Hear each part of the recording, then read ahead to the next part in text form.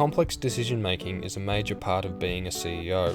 How do you ensure you are able to make decisive and effective decisions that lead to positive and successful outcomes for your organisation?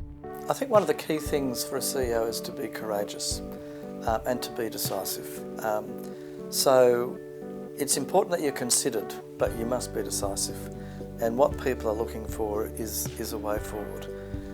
I try to have a consensual approach to decision making, but hey, the buck stops with me. And I know if people can't agree, I need to take some leadership and say, right, this is what we're going to do, and this is why we're going to do it. The way that I ensure my decisions are as effective as possible is to make sure I've got the right information before me, and I know very clearly what it is that we're seeking to do.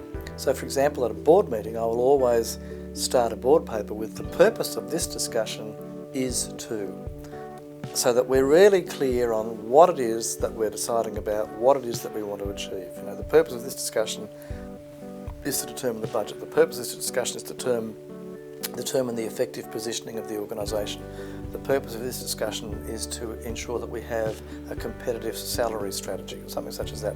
So it's very clear, and we keep coming back to the essence of what it is that we need to achieve. So it's being very, very clear on what the decision is required to be. The second thing is I think we're tricked in our society that leadership is about quick decision making. No, leadership is about considered decision making. When is this decision required? What are the implications of this decision? I'm going to sleep on that. I've got time. Okay, I don't have time, so therefore here are the key things. What are the risks? What are the ups and the downs? I think this is the best decision in those circumstances. It's really being able to answer those questions. If I can't answer what the risks are, what the advantages and disadvantages are, I think I'll ask for more time.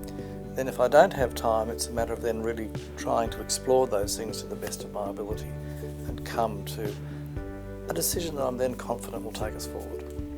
I think it's experience, so you get better at it the more you do it, and I think there's an element of intuition, so you have all of the evidence in front of you, you've listened very carefully to what other people think, and then you get to make a decision. And for me, I think if all of those elements are right, you need to get on with it. And there's an expectation that you would be decisive. You know, there's nothing worse than waiting for someone to make a call on something.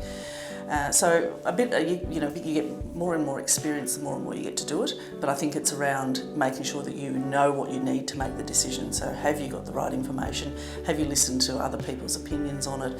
And does it fit strategically? Is it actually going to make the boat go faster? And if it does, then go for it. Very easy as a CEO when you've got lots of decisions to make and you've got competing priorities to make decisions on the hop, and I try really hard not to do that. I try and make sure that I have all of the information that I need to make a good decision, but also again making sure that I align that to the purpose of the organisation. So for us, every decision should be, is this going to have a positive impact for caring families in Victoria? And if I can't categorically say yes to that, then I think there's information that's missing. Sometimes that can be tricky as a CEO because you're not always aware, as you may not be as a board member aware of the things that you don't know. But for me, it's about making sure that my management team report very clearly up to me. We have a business case template, and in that business case, which we've formulated ourselves, we've tried to ask all the questions so that we know what's being presented, what the pitfalls are, what the risks are, how we might mitigate those, what the dollars are, where the funding's coming from, what other resources internally may be required. And so I think if you've got a really clear business case and people fill that in properly, then by the time it comes back up the CEO, you should be able to read through it and get a full picture. Then that allows you to base a really good decision on that. So you then decide, is this correct or isn't it? Am I missing information? Do I need more information on specific areas? And then again, going back and forwards, I think it shouldn't come up once. You should have some sort of dialogue with your team so that you understand that. And it's not until that point, when I've got all the information that I need, that I'll actually say yes or no to a business proposal, for instance. Running complex organisations is every CEO's dream, because that really is when you're greatly challenged. and greatly rewarded when things work. How to actually become decisive in that is to check with your executive, your direct reports, the people who report to you as the CEO.